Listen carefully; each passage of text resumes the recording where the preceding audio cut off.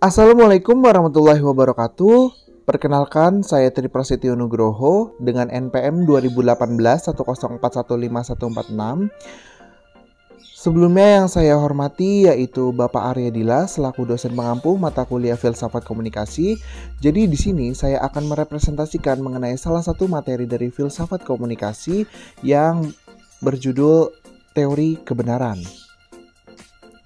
Apa sih itu teori kebenaran? Teori kebenaran adalah suatu kebenaran yang diperoleh dengan cara merenungkan atau memikirkan sesuatu sedalam-dalamnya dan seluas-luasnya, baik sesuatu itu ada atau tidaknya. Sedangkan menurut saya, kebenaran merupakan suatu hal yang diyakini oleh seseorang dan yang diyakini tersebut dianggap benar. Jadi intinya menurut saya, kebenaran itu berlandaskan dari keyakinan individu tentang suatu objek dan sebagainya. Nah, jadi di sini ada 4 macam teori kebenaran. Apa aja sih? Yang pertama itu ada teori kebenaran koherensi. Yang kedua itu ada teori kebenaran korespondensi. Yang ketiga itu ada teori kebenaran pragmatis. Dan yang keempat itu ada teori kebenaran ilahiyah atau agama. Masuk ke yang pertama yaitu teori kebenaran koherensi. Apa sih itu? Teori koherensi merupakan salah satu teori kebenaran yang menjelaskan ataupun mendasarkan diri pada suatu kebenaran rasio. Jadi, yang dimaksudkan adalah setiap pernyataan dapat dikatakan benar apabila tidak ada kejanggalan. Artinya, sebuah pernyataan bisa saja benar jika tidak bertentangan dengan logika. Dan teori koherensi juga merupakan teori yang mempunyai kriteria suatu hal dikatakan benar jika sesuai atau konsisten dengan kebenaran yang terdahulu pernah ada. Misalkan saya contohkan itu ada pernyataan bahwa semua makhluk hidup bisa makan. Lalu ada pernyataan lagi, kucing adalah makhluk hidup. Maka dapat ditarik kesimpulan menjadi kucing bisa makan. Jadi kesimpulannya benar karena adanya konsisten dan koheren dari pernyataan tersebut. Yang kedua ada teori kebenaran korespondensi. Apa sih itu teori kebenaran korespondensi? Teori korespondensi merupakan salah satu teori kebenaran yang menjelaskan tentang kebenaran itu suatu hal yang benar-benar terbukti bahwa itu benar.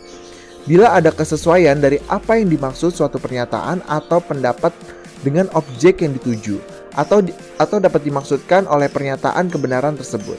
Dalam teori korespondensi juga menjelaskan bahwa pernyataan tersebut harus sesuai dengan fakta yang selaras dengan suatu realitas, yang serasi dengan situasi yang aktual atau terbaru. Intinya, teori korespondensi adalah pernyataan benar bila ada bukti dan juga fakta.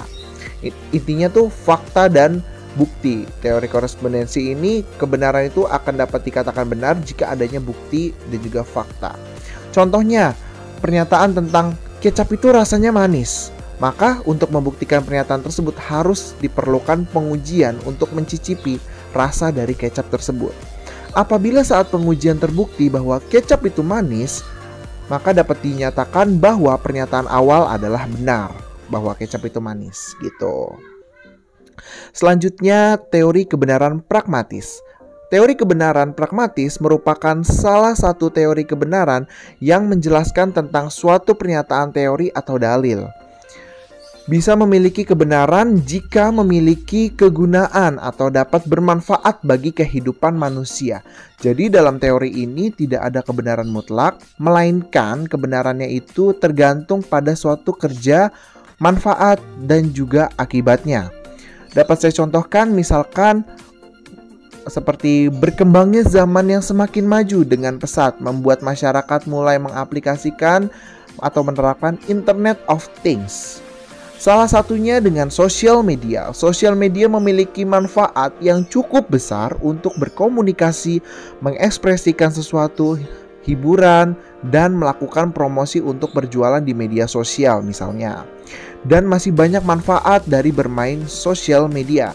Pernyataan tentang sosial media tersebut dapat dikatakan benar karena dapat berguna untuk kelangsungan hidup manusia seperti hiburan dan bekerja dan juga berjualan di media sosial. Yang terakhir itu ada teori kebenaran ilahiyah atau agama. Teori kebenaran ilahiyah atau agama merupakan Salah satu teori kebenaran yang menjelaskan tentang bahwa kebenaran mutlak terhadap apa yang diyakini dan dipercayai bagi manusia yang memeluk agamanya.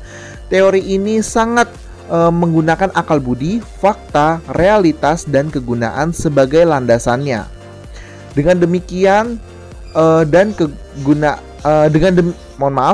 dengan demikian bahwa suatu kebenaran dianggap benar jika tidak bertentangan dengan agama dalam arti sesuai atau koheren dengan ajaran agama atau wahyu sebagai kebenaran mutlak. Dapat saya contohkan misalkan pernyataan bahwa umat muslim wajib melaksanakan sholat 5 waktu. Pernyataan tersebut dapat dikatakan benar karena memiliki kesesuaian atau koheren dengan ajaran agama Islam khususnya, atau wahyu kebenaran yang mutlak seperti yang sudah dikatakan oleh Allah Subhanahu wa taala dalam Al-Qur'an gitu. Nah, kesimpulan dari keseluruhan materi ini adalah filsafat dapat dikatakan sebagai sebuah ilmu atau pengetahuan yang berisi dari berbagai bidang seperti etika, logika, ekonomi, dan lain sebagainya. Tidak hanya itu, filsafat ilmu juga mengajarkan untuk menemukan sebuah kebenaran secara hierarki yang dianggap benar oleh setiap individu.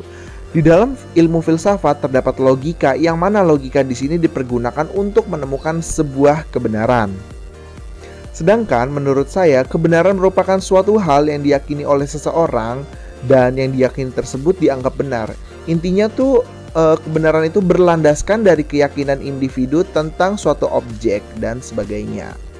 Adapun 4 teori kebenaran, yaitu teori korespondensi, teori koherensi, teori pragmatisme, dan teori kebenaran ilahiyah atau agama. Demikian presentasi dari saya, lebih kurangnya mohon maaf. Wassalamualaikum warahmatullahi wabarakatuh.